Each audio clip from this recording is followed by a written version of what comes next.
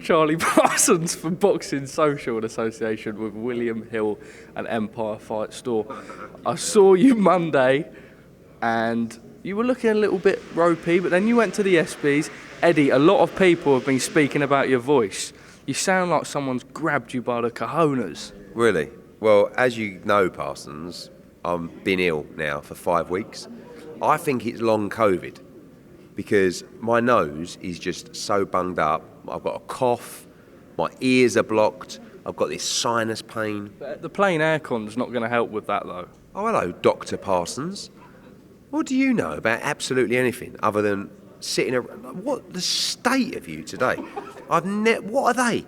Are they AstroTurf trainers? So, Frank was going to give it large on these, and then Sean was like, are they TNs? These are Skepta collaboration crepes. These are the Billionaire Boys Club shorts, and we got the twin shirt. Let's just break it down, yeah?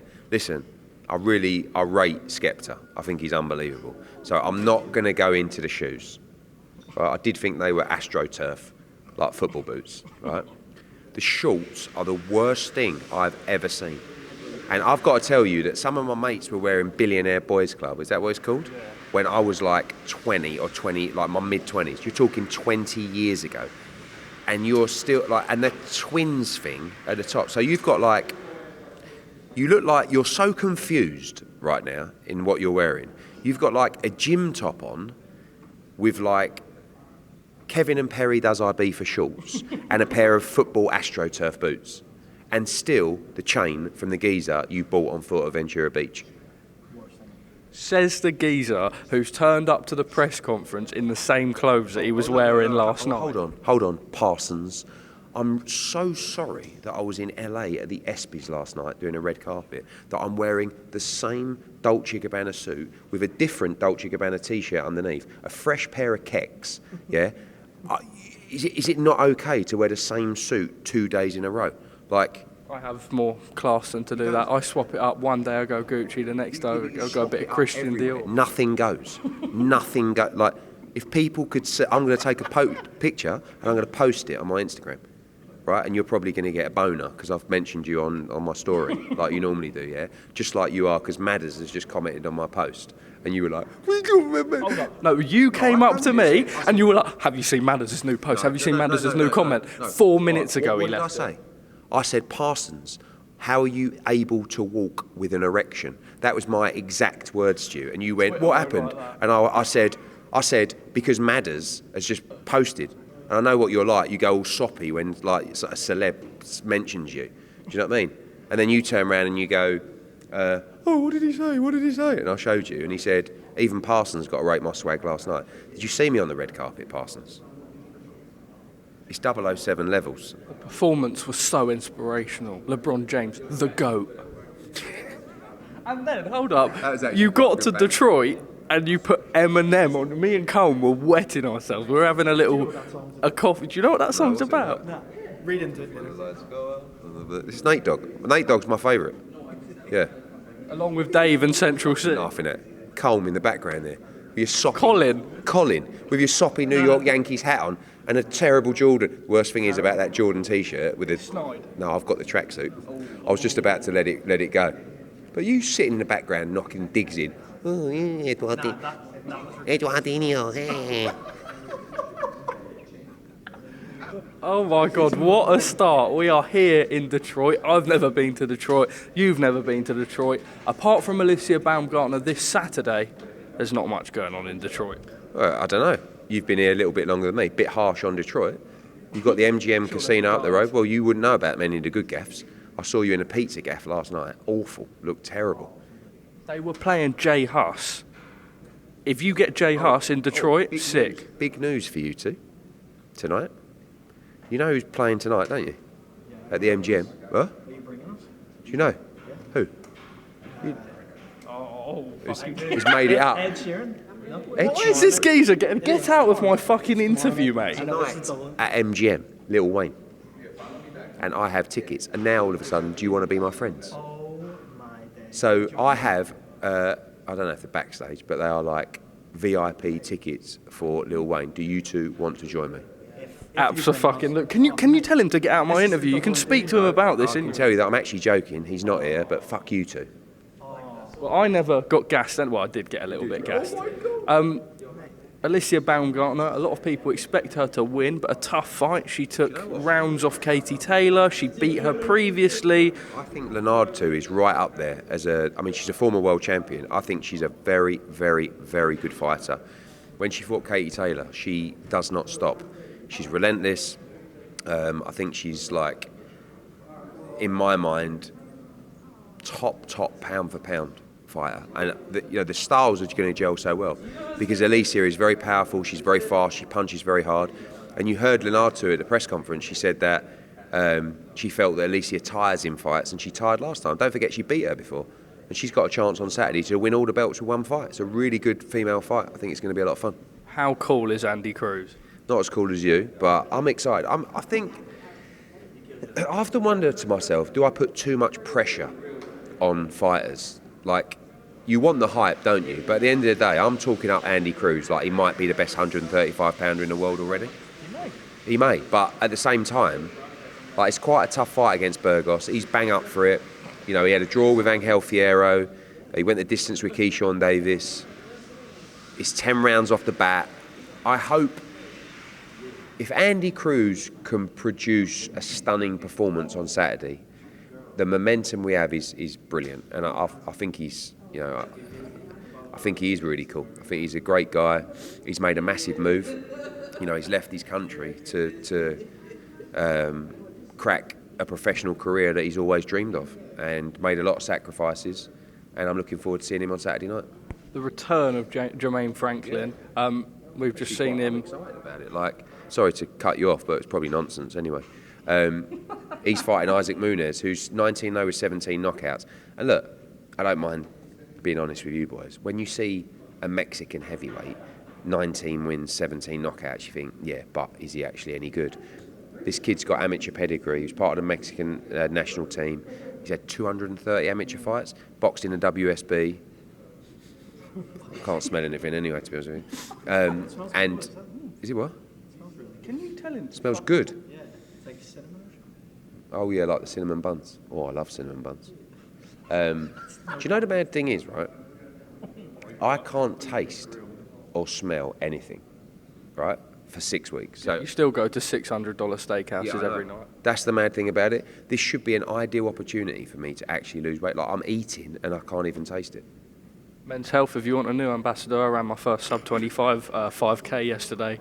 I'm in town. I'll be honest with you, and just let's finish. Jermaine Franklin against Isaac Muniz is a really good fight, and I'm actually looking forward to Jermaine hopefully going on a run. He's had back-to-back Dillian Whyte and Anthony Joshua. I think he's a really good fighter. So that's that. I'm a bit concerned about your 5K time. Like, at the moment with my illness, I don't think I could break 25 minutes. Now, don't get me wrong, when I'm not on the verge of dying, that'll be a stroll in the park. But I have to say, you're doing really well. I rate it. No, I do rate it. Oh, it was on camera. What was it? I rate it. I think you're doing really well. You've got the same issue that I had. Okay? Well, that's not small legs. I thought you were going to say small legs. No, I've got small legs. But that's what I mean. I've got negative leg size. Well, you shouldn't rock around in a pair of AstroTurf trainers, should you? Right? You've got the same problem I had. You've lost quite a lot of weight. But you've now turned into fucking beast. A skinny fat man. And that's what I was. I know, that's what I was. So now, the problem is, now I'm doing a load of weights, my weight has gone up, which was really annoying because I wanted, anyway. Yeah. No one cares, Edward. Go on, get to the soundbite stuff, go on. Fury-Ngannou. Thoughts? It's, no one cares what I have to think before you say no one cares what I think.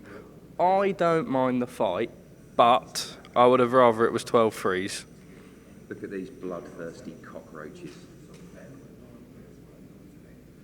I would prefer it, not that anyone cares, if it was 12-3s for the WBC title.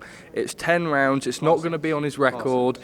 I'm speaking, Eduardo. You would have preferred that the fight was for the WBC world title? I would. Because this is boxing. This like No, it's not. It's a novelty fight. no, it's not Usyk. It's not Joshua. Stop it. Stop it. Listen to what you're saying. You would rather the self-proclaimed, and maybe the best heavyweight in the world, fight a debutant for the world heavyweight title. A Stop. one-off, yeah. No, stop. This fight is what it is. Let's just all stop beating around the bush. There's nothing wrong with it, right? It's a total cash grab for someone that wants to make money and doesn't really fancy another fight with Alexander Usyk. That's all. People keep saying, like, people are desperate to put words in my mouth, slagging this fight off. I don't mind it. Like, but you just got found out. Like, you just be honest with it. You don't really fancy the Usyk fight. Like, he was going to get whatever he was going to get, 70, 80 million, whatever it was to fight Alexander Usyk.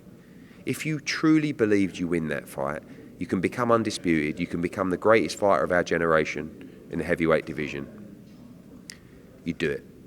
But he's taking the Ngannou fight because it's a stroll in the park. He could never lose that fight in a million years, and he's going to make a load of money. It's good. In a way, it's good business. But the only people that are happy with the fight, really, are MMA fans, because they're quite pleased for Francis Ngannou. Boxing fans are furious because, you know, look, every time something like this happens, I get 1 million interviews paid back about things I said in the past. If you would play back some of the things that Tyson Fury has said and Frank Warren has said, you'd have an absolute field day. I mean, by the way, one of them, which is actually tickled me so much, is Frank Warren spent ages slating Usyk, that he has absolutely no value. No one knows who he is. He was at a press conference today saying the bloke's massive and what a massive fight this is with Dubois and this is on pay-per-view. Of course it's on pay-per-view. Usyk's a huge star. It's like, we all do it.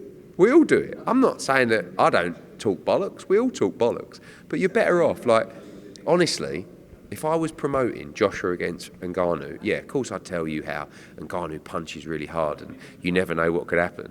But sometimes you're better off just saying, yeah, we're going to nick a few quid.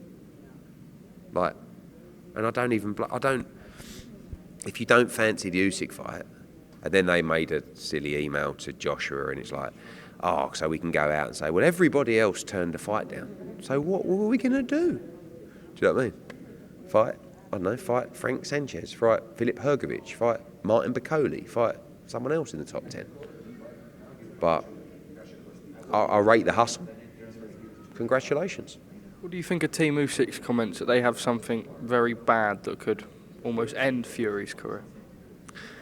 I don't know. I'm fed up of here listening to so much bollocks in box. Like, it's just like... You're the one who says it all. No, I don't say things like that. I'd never say things like that. Bollocks. I say bollocks. Yeah, come on. I suppose. I think that... You have a no context turn account. Of course you talk bollocks. I think that... I don't know. It's a really toxic... Like, I worry for some people in boxing not about things like what Usyk said, but just like, I think people don't really tell you the truth about how the negativity or the hate or the criticism or the lie or whatever affects them. Like, I spoke to a fighter in the week who, you know, has really been affected by social media, like, and criticism that he got, you know, and I just sort of said, turn it off. Do you know what I mean? Like, you can't. We said it the other day about tickets. If something like that affects you, you really have to come off it. And this is a message to fighters. Honestly, please don't spend too much time on your social media, because I've seen it with Joe at the moment, Joe Caldina. He's like arguing with people all day. It's like, what's the point? You've got your opinion. You've got you're one of the best fighters in the world. Just focus. Don't start debating with people you wouldn't even debate with. Like, it's like walking down the street, yeah, and having an argument with some random who you've never even met about.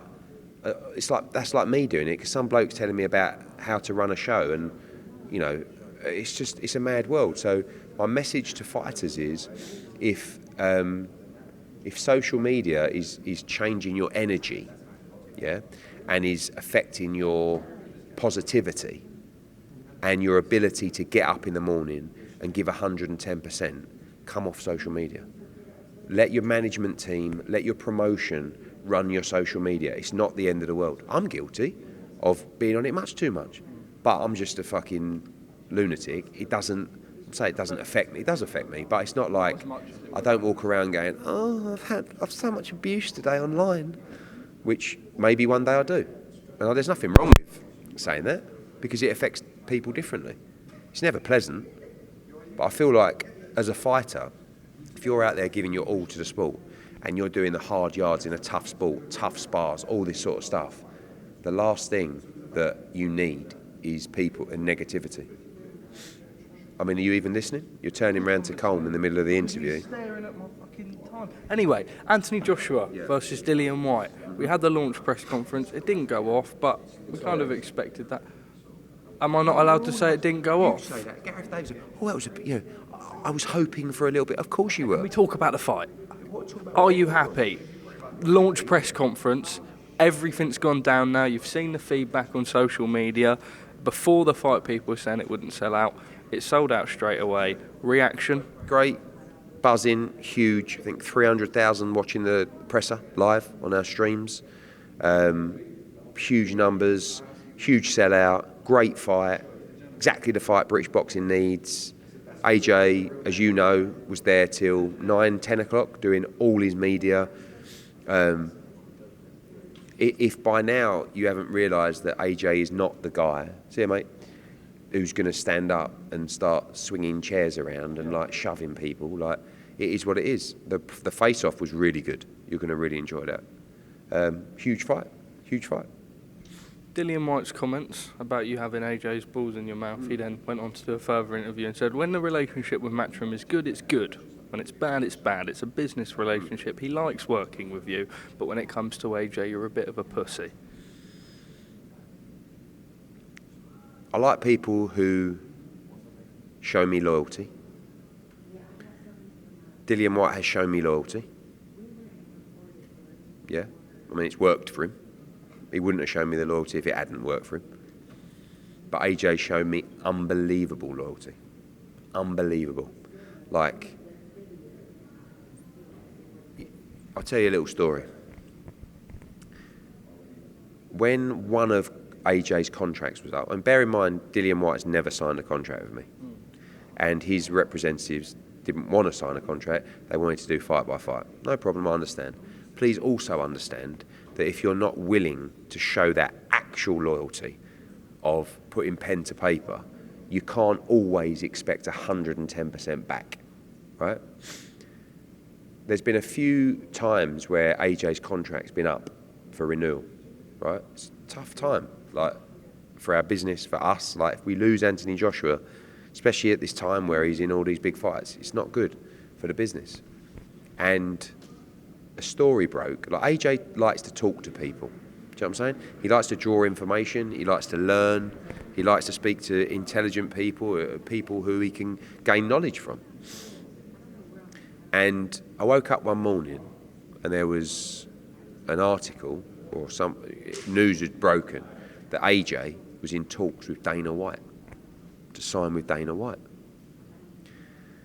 So I was like, that's a load of bollocks. Like, I just don't believe AJ would leave. Like, I can't believe it. And I was trying to give it the big one. Yeah, like, and he does talk to everybody. And I went in. It was actually at the Sky HQ for a press conference with, I think it was a Klitschko fight. No. Or maybe, I don't know. I can't remember the fight. And I went up to him and I said, have you seen that story about you talking to Dana White? And he goes, yeah, he called me the other night. And I went, oh, so it's true? And he went, no, I'm not going anywhere, but yeah, we spoke for like ages on the phone. I was like, right. But don't worry, like, I'm with you.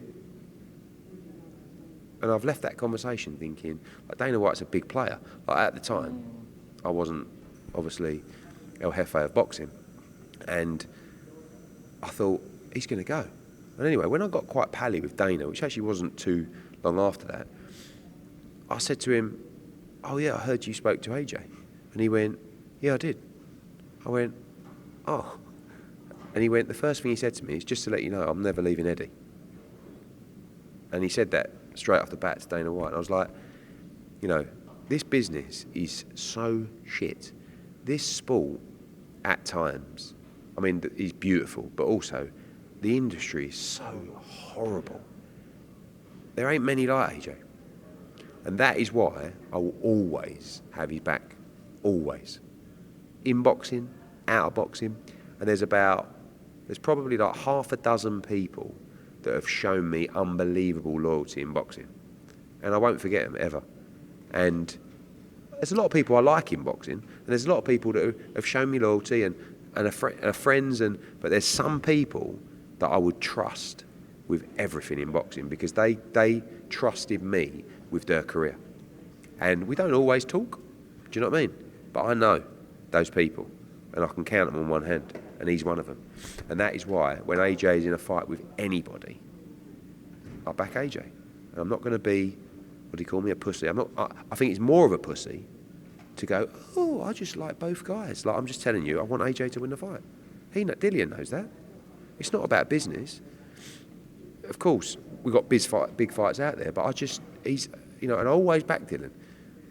You know, I felt I wasn't overly happy with the Fury situation with Dillian, but I still wanted him to win. Do you know what I mean? But when it suits Dillian, it suits Dillian. And when it don't suit Dillian, it don't suit Dillian. And that's how it works. I'm going to rattle off sort of one last topic, and then I suppose we'll cover everything else tomorrow. I don't want to take up too much more of your time. Kalle Sauerland's done an interview today. They are currently trying to put the Smith fight on, and they're in the process of doing so. Seemed from his words it was fairly imminent. He said that the fight with Conor isn't on the table right now. Until the hearing is done, he doesn't want to do anything. He's not going to hedge his bets and put Eubank's career on hold because of a what if. And the thing that he's most looking forward to is this chapter coming to an end. So am I. Yeah, Calle's got to say certain things. Good news, you don't have to wait too long for that ruling. So we'll see what happens. Nudge, nudge, wink, wink, son, you know what I mean? And then on the ruling, we have something that's come out today that I'm going to be my next thing, but we expect a verdict this week. But I feel like we've sort of been saying that. I mean, we expected a verdict back in New Orleans, right? This is I can't go into it too much, partly because it's confidential and partly because I don't know the full ins and outs. There is a hearing that was had this week. It won't necessarily, I mean, it could go two ways. One is that ultimately the investigation is extended, or Conor Benn's cleared to fight. That's the outcomes. So he won't be banned off this hearing? No. Why is that? Because the hearing is around other points. I saw Riaf's piece, which you're probably talking about. It was partly correct, and I spoke to Riaf yesterday. There is a jurisdictional element, there is additional evidence element, there is all kinds of things, but it will, I believe, from what I understand, it'll either be Conor Benn's cleared or the investigation will be ongoing. What one do you think that will be? I think he'll be cleared. Okay. Just quickly then on that thing, the quote I'll read in full in case people haven't seen it. Part of Conor Benn's defence in his UKAD case is now reportedly centres around arguments about whether he is outside of UKAD's jurisdiction because he gave up his British Boxing Board of Control licence, and whether UKAD can rule on drugs test samples collected by VADA. That's mainly the latter. That's not gone down well on social media. Okay. I mean, that's mainly the latter, and also what he said, part of the hearing. Also, his hearing has already been heard by the people in control of the tests, and they've dealt with it. So now all it is just a hearing. It's not. This is to decide whether they have the right to hear that, and other parts as well. So part of, yes. Eduardinho, I'm going to let you speak to Colin, which I'm sure you're very excited to do. Can't wait. So excited. I hear you're taking us out for dinner this week. Really? Is that not true? We've been talking. Come on, man. Yeah. All right, man. We all good. I was actually laughing to myself today that you were from the Cotswolds. No. Because Moved there when I was 15. Yeah, but it came up I can't remember, I saw it online, something about Cotswolds. Best voted place. I forgot to tell you this. Cirencester has been voted the best place to live in England. Really?